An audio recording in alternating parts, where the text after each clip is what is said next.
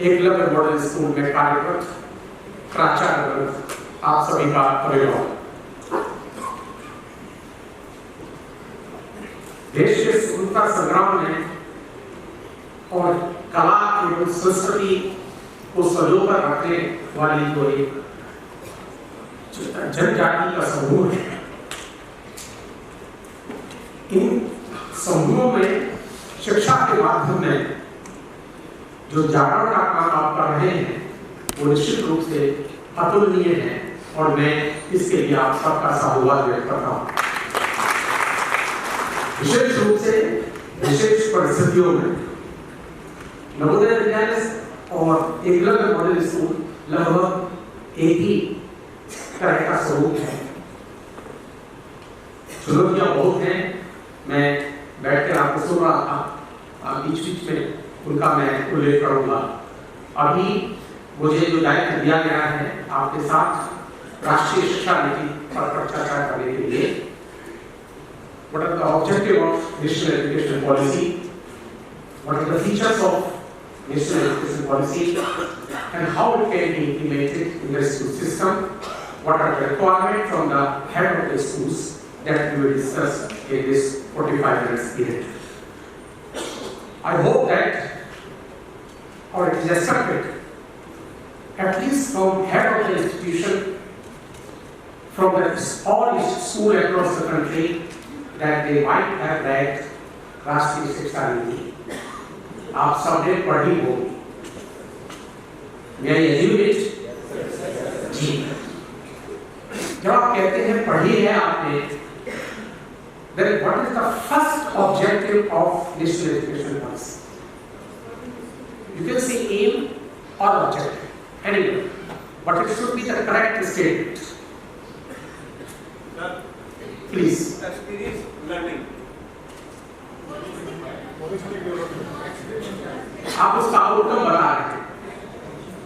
अगर आपने राष्ट्रीय शिक्षा नीति पढ़ी है तो उसके उद्देश्य जो उल्लेखित हैं उसमें जो पहला उद्देश्य है that is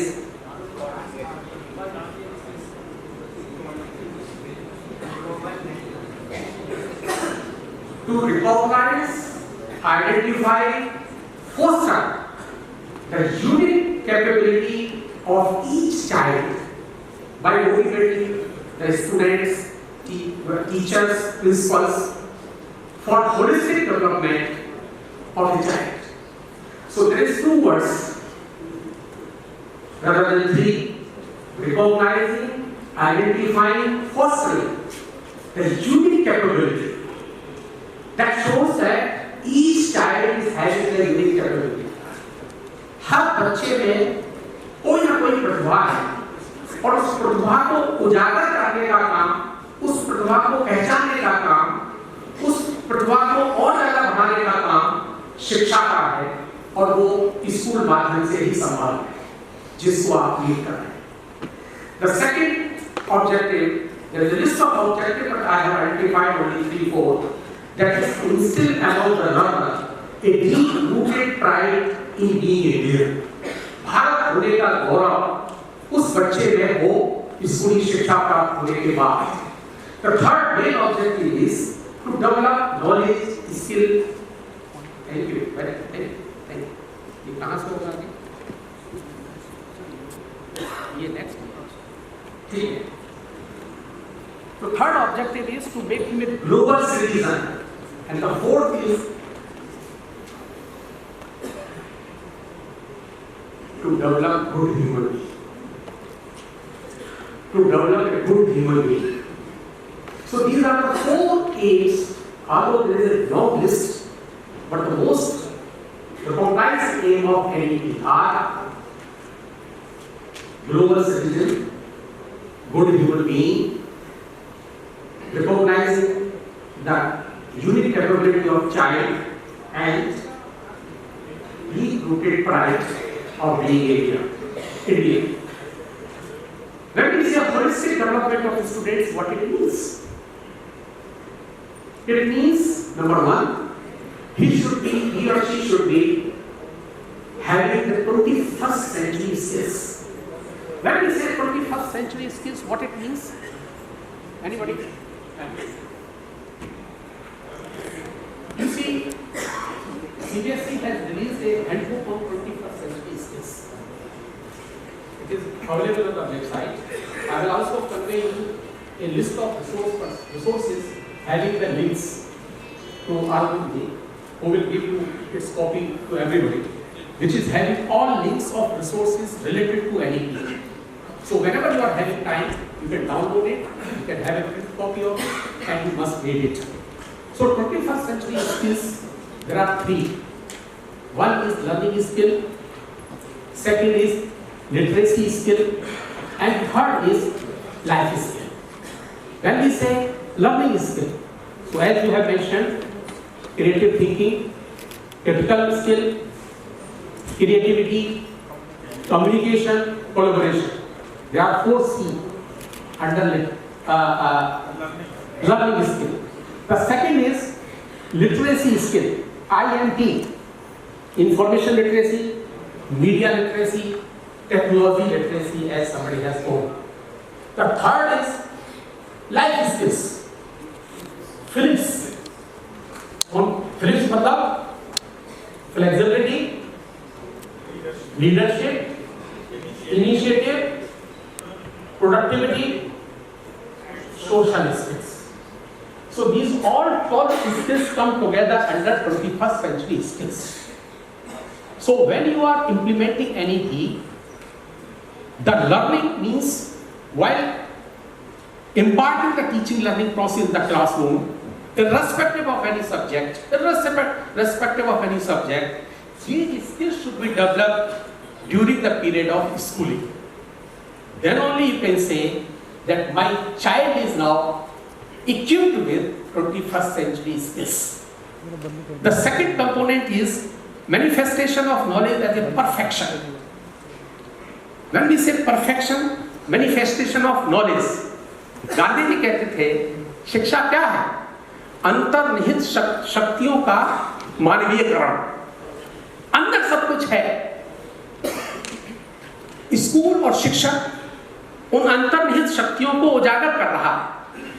The third is away from rote learning. बहुत हो गया। कई हमने दशक निकाल दिए टीचिंग लर्निंग प्रोसेस में रोट लर्निंग को इंपॉर्टेंस देते हुए। जो रट के हमें सुना देता है हम उसको अच्छा मान लेते थे। अब ये एनईपी की बात ये नहीं चलना। वो समझा कि नहीं समझा, दैट इज इंपॉर्टेंट नाउ। उस समझने के कंपोनेंट्स क्या हैं, that will discuss the competency based learning, what it means in each period of classroom teaching. There must be some competency must be learned by the child. चाहे वो एक सीखे। When we say competency, what do you mean by competency? Anybody? When we say competency, pardon? Understand the concept and correlate with the life. Yeah. You see that competency means a set of skill, knowledge, understanding, values that are required to do a useful work in daily life. That is called competency. Now, based on this competency, if I am teaching, based on this competency, if I am assessing the child, that becomes competency-based assessment. If I am teaching based on that, enhancing the competency, it becomes competency-based education. And the last one is productive human being. Productive human being. This is the output of NEP. हम ऐसे बच्चे का निर्माण करें जो contributory हो, जो समाज में कुछ कर सके, योगदान दे सके देश की प्रगति में. So these are the holistic development of students. So सबको जब हम मिला देते हैं, what do you mean by all-round development of a child? When a child is mentally alert, physically fit, emotionally balanced, socially adjusted, then only you can say that personality is holistic. Holistic. Now see that what changes after NEP? Initially, before NEP, the structure was 10 plus 2. From class 1 to 10 and class 11th and 12th. But now the structure is 5 plus, boliye, 3 plus 3 plus 4. 5 plus 3 plus 3 plus 4. और ये जो 5 है, इसके भी दो part हैं. 3 plus 2. 3 plus 2. तो आप क्या देखते हैं कि अब और पहले पे सबसे बड़ा अंतर क्या है?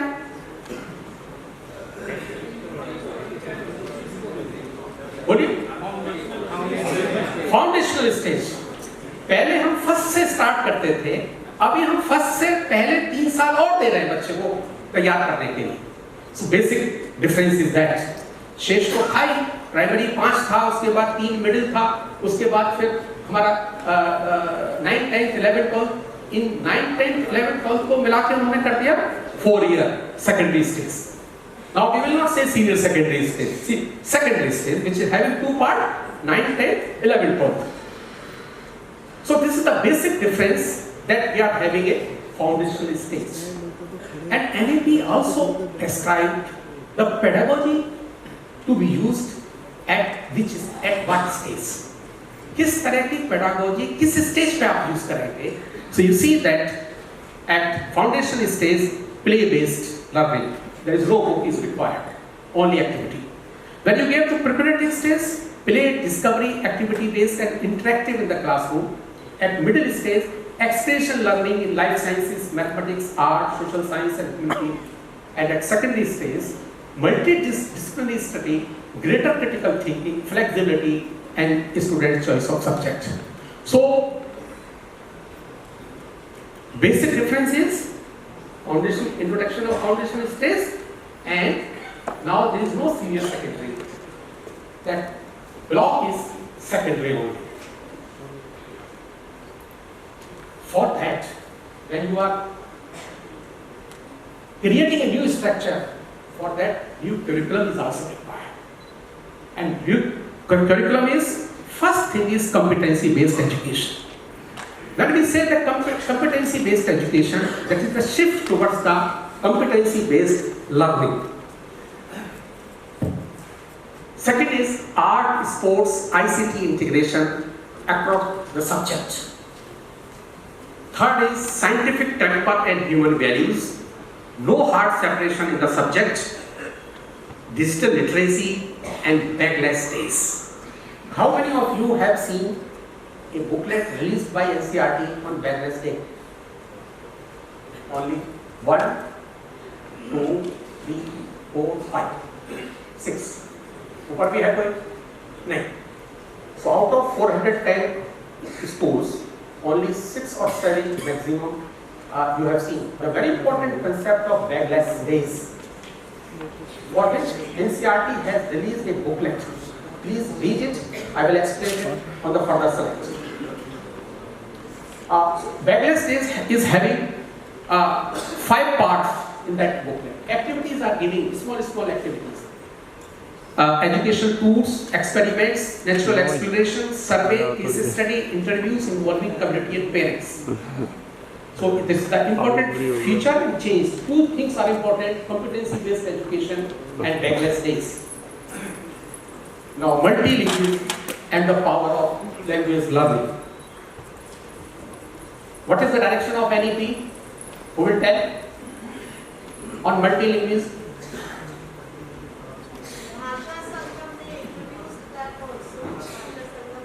Bhasha Sangam is a platform.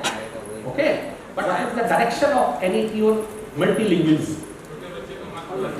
मातृभाषा से पढ़ाई, नंबर 1. या मदर टंग या लोकल लैंग्वेज में पढ़ाई स्टार्ट हो, एक बात. और दूसरी बात क्या कही? 3 लैंग्वेज फॉर्मूला. 3 लैंग्वेज फॉर्मूला में भी 2 लैंग्वेज कौन सी होनी चाहिए? native to India. Out of 3 languages, 2 must be native to India, and English is not native to India.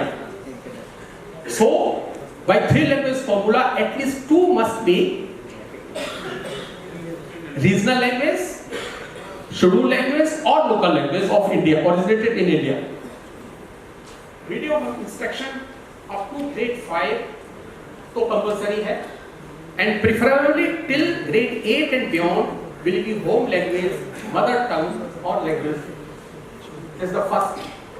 The second is the language of India may be taken as a full project and activity undertaken of every student.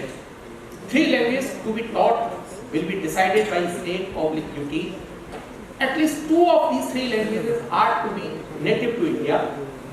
Promotion of Indian languages, art and culture, and there is one para.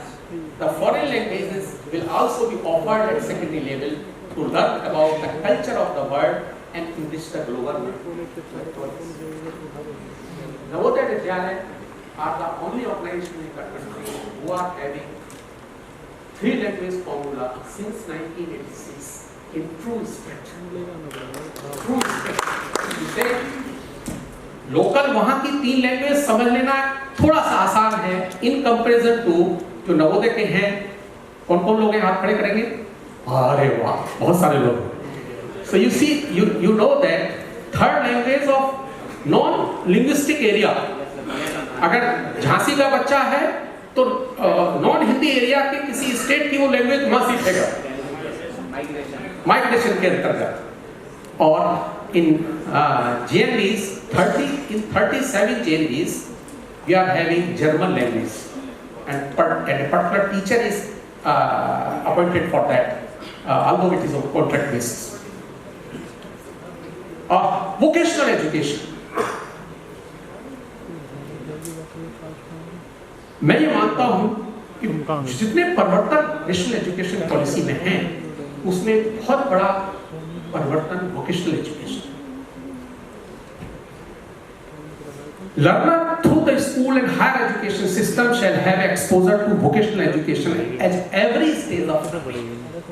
The development of vocational capacity will go hand in hand with the development of academic and other capacity. The school will also collaborate with IITs, technical colleges, polytechnic, local industries. Skill labs are to be set up in each school system with the recommendation of NEP.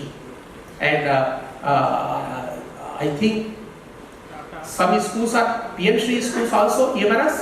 नहीं, अभी नहीं. अच्छा, EMRS की PM3 school है ना? Yes. उसमें तो पूरा कई जगह प्रोविजन है. आप देखिए पूरा एक पिलर वोकेशनल एजुकेशन का. 5 lakhs are for the setup of skill lab equipments, and there is a provision. I don't know you are using it or not. That provision. There is a provision of skill teacher also. We are having. And in the development of infrastructure, we can build new room for skill lab also.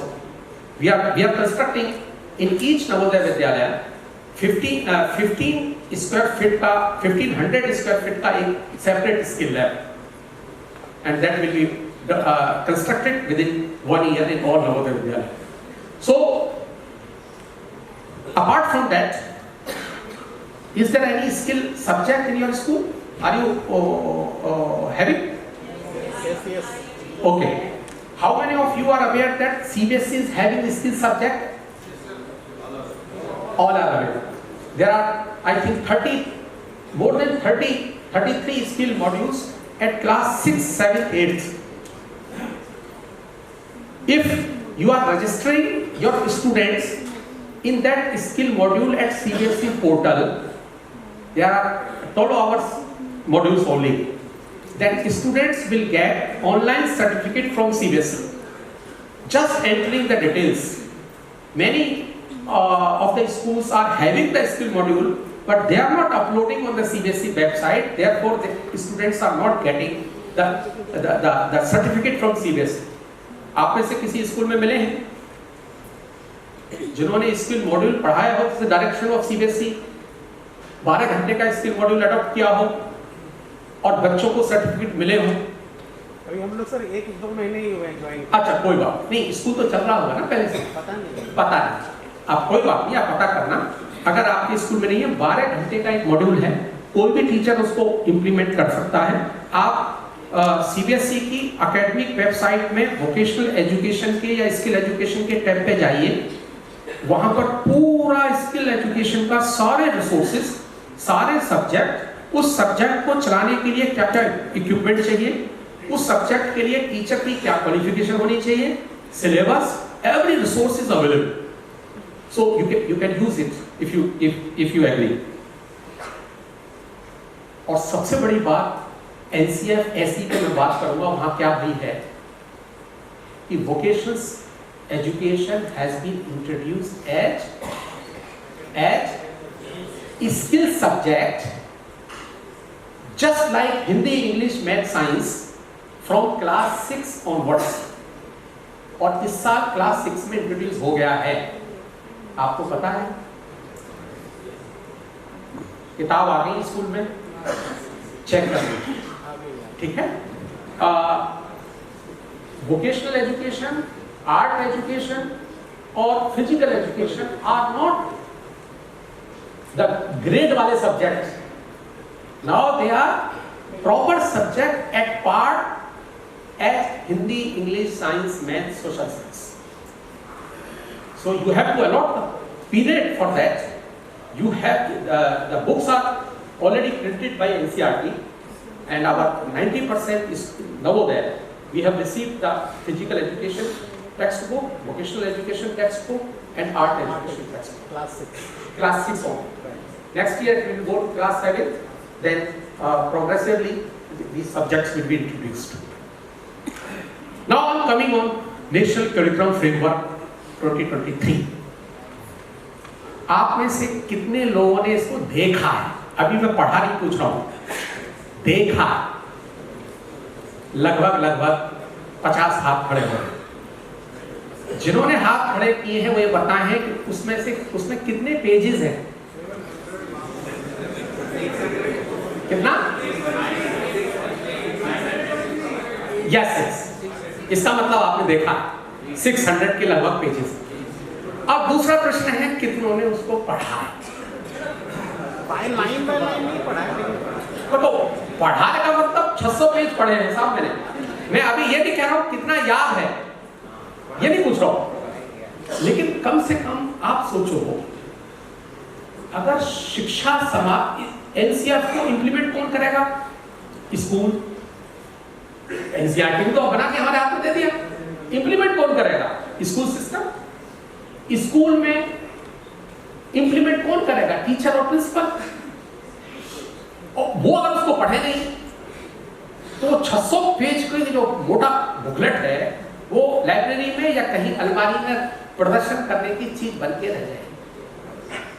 आप में से जो पुराने लोग हैं उनको पता होगा एनसीएफ 2005 उसमें 23 पतली बुकलेट बनी थी, और किसी भी एजुकेशन सिस्टम में सबसे बढ़िया जो काम हुआ था, separate English education, science education, language education, art education, classroom teaching, pedagogy, ऐसे 23 बुकलेट थी। वो एनसीईआरटी ने पब्लिश की, खूब प्रचार हुआ, खूब फोटो खिंचा, लेकिन स्कूलों तक पहुंची नहीं। जहां पहुंच गई उन्होंने पढ़ी नहीं, और वो पूरा फ्रेम पर अलमारी में बंद होके रहे। वो तो कम से कम पतली बुकलेट थी, यहाँ तो 600 पेज है, कौन पढ़ेगा साहब इसको? जब मेरा अध्यापक और शिक्षक जगत में कार्य करने वाले अधिकारी उसको पढ़ेंगे नहीं, तो आप ये मानिए ये पुनः एनसीएफ 2005 की तरह से ये लाइब्रेरी में प्रदर्शन की वस्तु बन के रहे। उस पूरे 600 पेज को मैं एक स्लाइड में एक्सप्लेन कर रहा हूं, so it will take 5 to 6 minutes. अब तो इल्ले लग गया। देखिए, at middle stage there will be 9 subjects, और ये क्लास 6 में इंट्रोड्यूस हो गया। There are 3 languages, R1, R2, R3, as per 3 language formula. R1 means first language, R2 means second language, R3 means third language. then science education, social science education, mathematics, और ये 3 subject कौन कौन से? Art education, physical education, vocational education.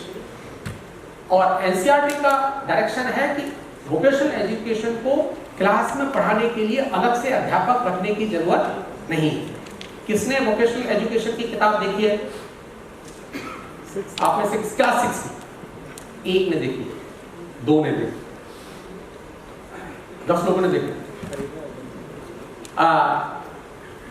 इसको देखिए, उसका जो अलग अलग पार्ट है उसके, कुछ चीज हो सकती है कि आर्ट टीचर पढ़ा सकता है, कुछ को आईटी वाला पढ़ा सकता है, कुछ पोर्शन को, ऐसे आपको एज ए प्रिंसिपल्स अलग से टीचर रखने की जरूरत नहीं है।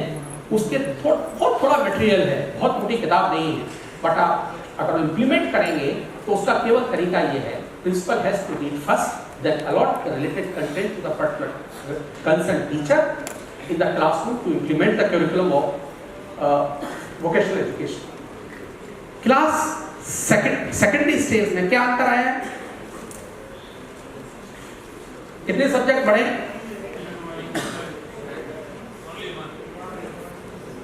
ऊपर वाले एक बढ़ा, कौन सा बढ़ा? Environmental education. So whatsoever subjects are from class 6 to 8, the same subjects are 9 to 10, but only addition of environmental education. But when you go to class 11 12, वहां रिमार्केबल परिवर्तन होने वाला है जब भी इंट्रोड्यूस होगा। एक्सपेक्टेड प्लानिंग गवर्नमेंट का है, नेक्स्ट ईयर 9th को और 11th को इंट्रोड्यूस करते हैं, but until and unless textbooks are not prepared, it will take time. कुछ कहना? So that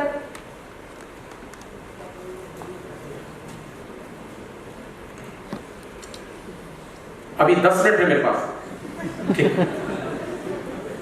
ठीक।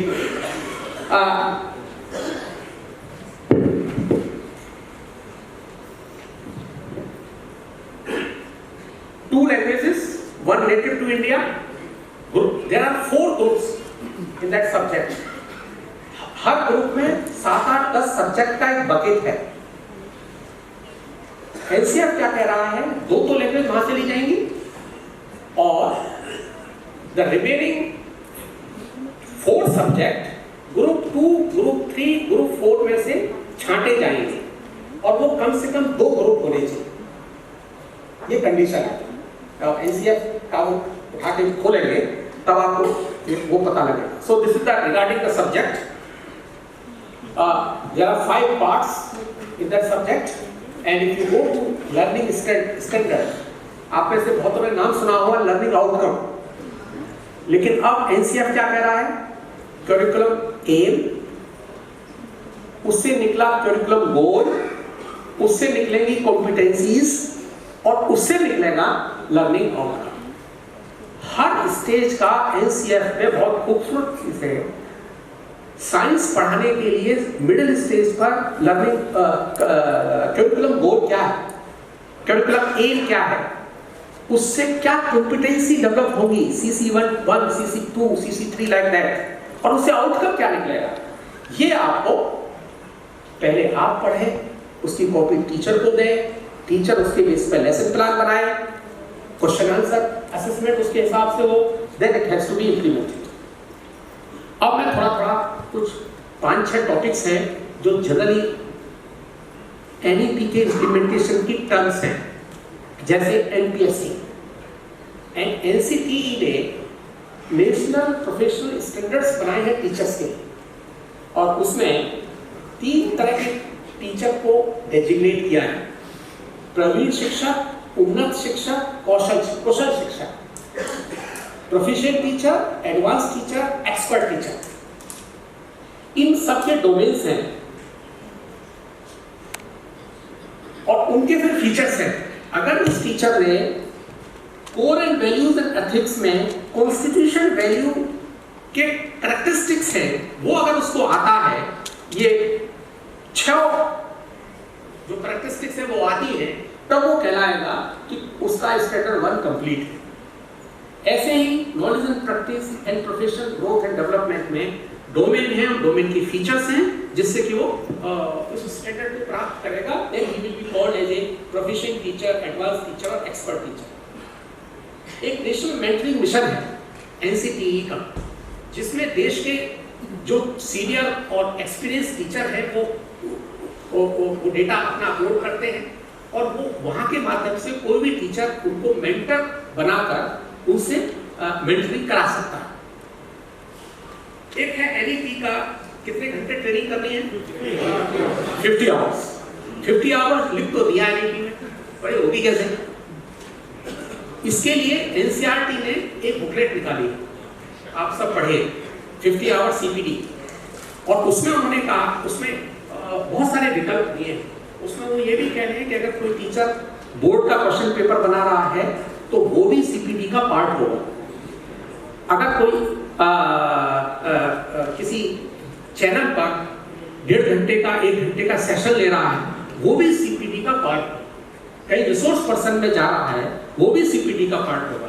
Then only 50 hours can come, otherwise it is very difficult to have a 50 hour in per year. NEP 2020 में आप में से कितनों को पता है कि 2025 के एग्जाम में कितने % कॉम्पिटेंसी बेस्ड क्वेश्चंस आएंगे बोर्ड में? 10th में कितने आएंगे, 12th में कितने आएंगे? 40 और 50, 60। देखो भैया, इसको सीबीएसई के डायरेक्शंस आप सब पढ़ लीजिए। 50% होगा, बढ़ता हुआ आ रहा है, 50% तक ही रहेगा 25 में, 10th में भी, 12th में भी। सीबीएसई के सैंपल पेपर अवेलेबल है, उनको निकलवा लीजिए, उसकी कॉपी टीचर को दीजिए, बच्चों को दीजिए, जिससे उनको पता लगे कि किस तरह के प्रश्न एग्जाम में पूछे जाए। एक सफल एग्जाम कराया था आपने अपने स्कूलों में, कहीं कराया, then you know about it. एक स्टैंडर्ड सेटिंग बॉडी बनेगी एनईपी के संदर्भ में। नवोदय विद्यालय और केंद्रीय विद्यालय के लिए सीबीएसई है, और ईएमआरएस के लिए आपको शायद पता होगा या कोई बॉडी बनी हो। एक स्पैफ सीबीएसई का है जो एनईपी का ही निकला हुआ है, और उसको सभी स्कूल्स को भरना है। टेक्नोलॉजी एजुकेशन में बहुत सारे platform, module, use of technology in the classroom as per NEP, और आउटकम ये है कि सभी क्लासेस स्मार्ट क्लास हो, टीचर उनका उपयोग करें, आउटसोर्स रिसोर्स पर्सन रिसोर्सेज को यूज करें, और क्लासरूम को टेक्नोलॉजी इनेबल्ड क्लासरूम बनाएं। पीएमसी में 2 से 2.5 करोड़ रुपए हर स्कूल को इस स्कीम से मिल रहे हैं। आप में से भी कुछ स्कूल्स होंगे। टोटल अब तक 10,800 आइडेंटिफाई हो चुके हैं। टोटल कॉस्ट जो बजट सेंट्रल का बजट है फॉर दैट 27,360 करोड़, और ये स्कीम 5 साल के लिए थी, 22-23 से लेकर 26-27 तक। और हमारे 620 schools out of 653 PMC schools हैं। ये बस मैं दिखा रहा हूँ आपको, टाइम कम है, हम कैसे एनईपी को इम्प्लीमेंट कर रहे हैं नवोदय में।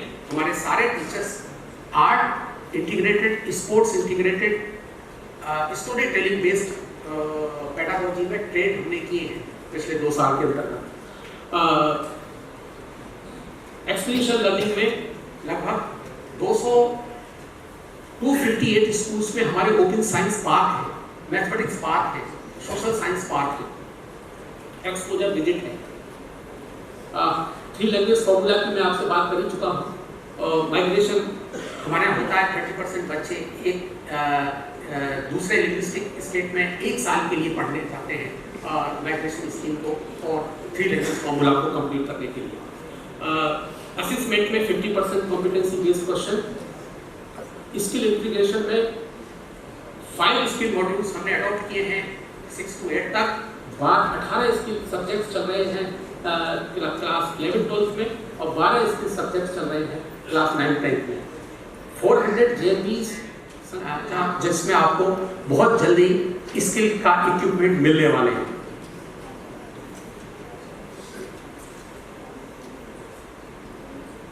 अब आपको करना क्या है? आपको एक सपोर्ट इन्वायरमेंट क्रिएट करना है एज ए प्रिंसिपल, जहां टीचर बिना तनाव के कक्षा में पढ़ा सके। आपको पेरेंट्स और कम्युनिटी के साथ, विशेष रूप से जिस कम्युनिटी को आप पढ़ा रहे हैं उनके पेरेंट के साथ रिलेशनशिप तैयार करनी है। आपको बच्चों को सेफ लर्निंग के लिए एनवायरनमेंट क्रिएट हो, इसमें अपना रोल करना है।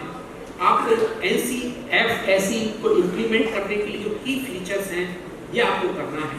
कंटेंट और कोर्स कंप्लीशन से कॉम्पिटेंसी बेस्ड कॉन्फिडेंस की तरफ पढ़ाई को लेके जाना है। टेक्नोलॉजी इनेबल बनाना है। 50 आवर्स ट्रेनिंग इंश्योर करनी है। एक्सपोजर देना है कम से कम एक स्किल सब्जेक्ट का, और अपॉर्चुनिटी देनी है बच्चे को मल्टीपल लैंग्वेज सीखने की।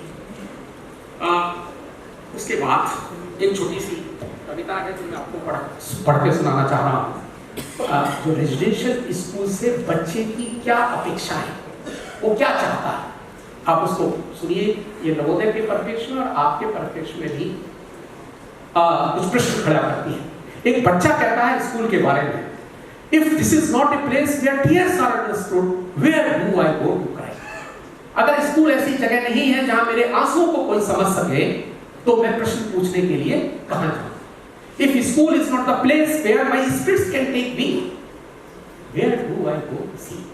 अगर स्कूल ऐसी जगह नहीं है जहां मेरी आत्मा उड़ान भर सके, तो मैं उड़ने के लिए कहां जाऊं?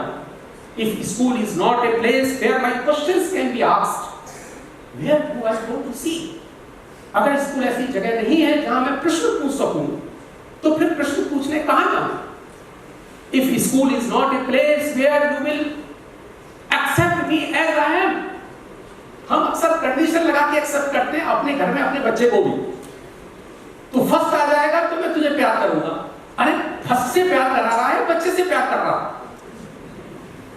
हम कंडीशन लगाते हैं, अगर ये अवार्ड ले लेगा तो मैं साइकिल दिलवा दूंगा। अरे भाई, अगर उसको जरूरत साइकिल की है तो दिलवा, और नहीं है तो फिर अवार्ड मिलने पे भी क्यों दे रहा है? Do you accept as I am? If this is not a place where my feelings can be heard, residential system में बिना बोले अगर अध्यापक और हाउस मास्टर और प्राचार्य बच्चे की शारीरिक भाव भंगिमा को समझ सकता है, तो वो इज ए ग्रेट टीचर। बच्चा जिस चाल से डाइनिंग हॉल से क्लास में जा रहा है, उसकी चाल से पता चल जाता है कि इसको क्या करना है।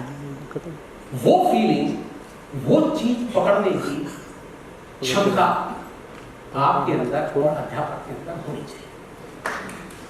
If this is not a place where I can try to learn and grow, प्रश्नों का जवाब अब आप देखिए इससे लिंक गुड एजुकेशन सिस्टम के फीचर्स क्या हैं? पेज नंबर 14 या 5 पे एक पैरामीटर दिए हुए हैं। The first is a good education institution is one in which every student feels welcome and cared. If you will care the child, then these all things will be possible. और वो एक तरीके से मेरे लिए बच्चा एक समस्या का कारण है, तो फिर मैं एक सफल प्राचार्य रेजिडेंशियल स्कूल में नहीं हूं। Where a safe and stimulating environment exists, where a wide range of learning experiences are offered, where a good physical infrastructure, appropriate resources, conducive to learning are available, all is good. As per NEP, if these features are there, then my school is the best education institution. With these words, I hope that you will do your level best. आप बहुत चुनौतीपूर्ण परिस्थितियों में काम कर रहे हैं। मैं जब किसी प्राचार्य से, किसी टीचर से बात करता हूँ, ये चुनौतियाँ, मैंने जब 1989 में नवोदय में केमिस्ट्री टीचर के रूप में प्रवेश किया था, 10th में स्कूल था, 10th में, और मैं एक बहुत अच्छे रेजिडेंशियल स्कूल में 2 साल एज ए पीजीडी केमिस्ट्री काम करके आया था। मेरे आसपास अमर उजाला का एक अखबार चलता था, उसमें बहुत बड़ा लेख लिख रहा था कि नवोदय कैसे है, और उसमें था एक स्विमिंग पूल होगा, इस तरह की बिल्डिंग होगी। तो मैं आकर्षित हुआ उस लेख को पढ़ के, और मैंने अप्लाई किया, ईश्वर की कृपा से मेरा हो गया। मैंने स्कूल में जाके देखा, स्कूल कहाँ है, यही तो है। मेरी क्लास कहाँ है, 6 टेंट थे, बच्चे कहाँ रहते हैं। एक बड़ा कमरा था एक गवर्नमेंट स्कूल का, स्टेट स्कूल का, जिसमें अभी आप कुछ लोग कह रहे थे 150-200 बच्चों को एडजस्ट कर रहे हैं। उसमें बैठने की जगह 40 बच्चों की, और उसमें हम रहते थे लगभग 55 या 56 बच्चे थे उस कमरे में, डबल टायर्स। और टीचर के लिए विशेषता थी कि एक सिंगल कॉट था। ये उसके लिए मतलब क्या शब्द में प्रयोग करूं। मैं रात को सोया, सर 2 मिनट और लूंगा, मैं पहले दिन ज्वाइन किया, रात को सोया तो मुझे करीब 1 बजे 9 जुलाई की बात थी, बच्चों ने जगाया, सर सर सर सर उठो। मैंने क्या हुआ? सर बारिश हो रही है। मैंने बारिश तो बाहर हो रही है, अंदर क्या है? सर ये टपकेगा। तो उन्होंने सारे बच्चे इकट्ठे होकर कोने में आ गए, मेरा बेड उठाए एक कोने में ले गए, अब हम बैठे हैं इंतजार कर रहे हैं पानी कब बंद हो, पानी टपकना कब बंद हो। सो गए। सो मैंने 4 बजे फिर बच्चों ने सर सर उठो। मैंने अब क्या हुआ? पानी तो नहीं आ रहा है। सर उठो। मैं उठा कि सर वो टॉयलेट में 2 ही टॉयलेट हैं बस, और टीचर के लिए विशेष प्रिविलेज है कि सबसे पहले जाए।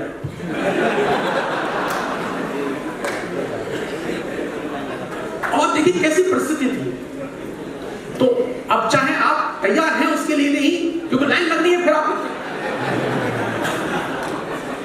ये मैं पहले दिन का बता रहा हूं। उसके बाद चलो वो काम हो गया। नहाना कहाँ है? 2 हैंडपंप। और बच्चों का जो प्रेम था, यू विल नॉट बिलीव कि वो बच्चे आज तक मुझसे जुड़े हुए हैं, आज तक जुड़े हुए।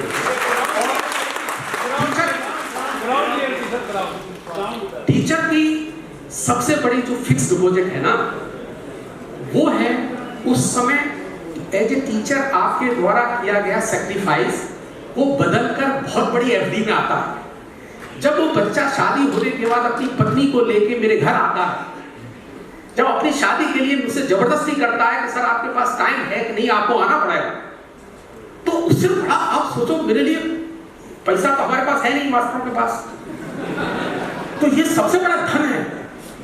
जो स्टेशन पर, एयरपोर्ट पर बच्चा दौड़ के पैर छू लेता है, वो किसी बड़े बड़े राजनेताओं के और बड़े बड़े अधिकारियों को नहीं छूता होगा। वो तभी होगा जब विषम परिस्थितियों में आपका सैक्रिफाइस आपने किया होगा। तो चुनौतियां आज आपके पास हैं, मेरे पास भी थी आज 36 साल पहले। आज हम बहुत अच्छी स्थिति में हैं। आपको ईश्वर ने ये एक अपॉर्चुनिटी दी है कि ट्राइबल कम्युनिटी जिसमें काम करने के लोग बड़े बड़े आईआईटी और बड़े बड़े पैकेज को छोड़कर काम करने जाते हैं, आपको ईश्वर ने मौका दिया है उन परिवारों के, उन बच्चों की सेवा करने का। और मुझे आशा है कि आप इस कार्य में सफल होंगे इन अधिकारियों के लिए।